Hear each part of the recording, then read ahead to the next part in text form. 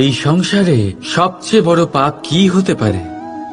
কেউ বলবেন অসত্য, কেউ বলবেন ছলনা, আবার কেউ বলবেন লালসা।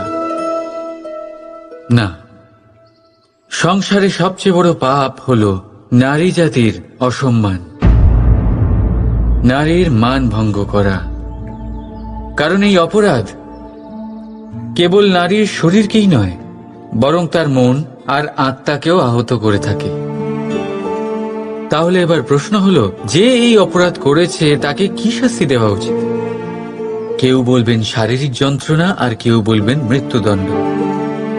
কিন্তু এই অপরাধের শাস্তি নির্ধারণ করার আগে এটা জানার কি কোনো প্রয়োজন নেই যে অপরাধী আসলে কে? এখন আপনি বলবেন সহজ ব্যাপার, সেই পুরুষ যে নারীর মান ভঙ্গ করেছে। কিন্তু এ কি সম্পূর্ণ সত্যি? নিজের অপমানের জন্য, নিজের সম্মানকে নিজেই হারানোর জন্য কখনো নারী কি নিজে দায়ী হতে পারে না? ভেবে দেখুন, সম্মানহানির থেকে বাঁচার জন্য সর্বপ্রথম সম্মানের সীমার উপর নজর দেওয়া প্রয়োজন। রাবণ সীতার হরণ এই জন্যই করতে পেরেছিলেন কারণ সীতা নিজের বোকামোর জন্য রাবণের সেই সীমা উল্লঙ্ঘন করা সহজ করে দিয়েছিলেন। কিন্তু অশোক বাটিকাতে সেই সীতাকেই রাবণ স্পর্শ পর্যন্ত করতে পারেননি, কারণ সে রাবণ আর তার মাঝখানে ঘাস দিয়ে একটা ছোট রেখা বানিয়ে দিয়েছিলেন। জীবনে না বলতে শিখুন। যদি কেউ আপনার সম্মানের সীমা পার করতে চেষ্টা করে তাহলে তাকে সেখানেই আটকাতে শিখুন। আপনার ওপরে ওঠা প্রথম হাত, প্রথম কটাক্ষ ওইখানেই আটকাতে শিখে নিন। তখন কোনো পুরুষের সাহস হবে না আপনাকে আবার অপমান করতে চেষ্টা করার, কারণ নারী জননী, পূজনীয়। তাই নিজেকে দুর্বল মনে করে আপনি অপরাধী হবেন না। রাধা রাধা।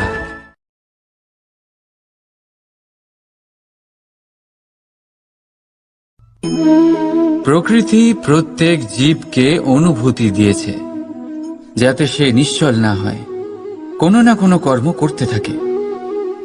আর সেই অনুভূতি হল খিদে।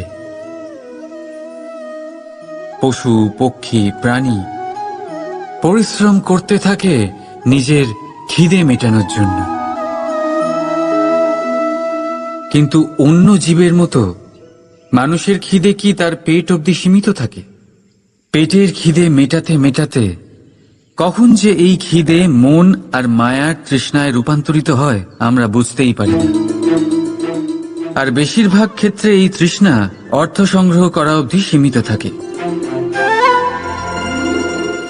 নিজের জীবন ধারণ ছেড়ে কার জন্য এই অর্থ সংগ্রহ করছেন আপনি? আগামী প্রজন্মের জন্য। বড়ই বিচিত্র, তাই না?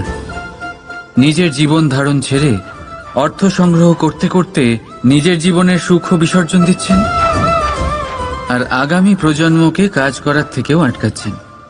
পুত্র যখন কুপুত্র তখন কেন অর্থ সঞ্চয়? পুত্র যখন সুপুত্র তখন কেন অর্থ সঞ্চয়? নিজের সন্তানকে সংস্কার দিন, অর্থ নয়। যদি সন্তান সংস্কারী হয় তখন সে নিজের এক সংসার তৈরি করবে। যদি সংস্কারহীন হয় তাহলে আপনার বানানো সংসার এমনি সে ভেঙে দেবে।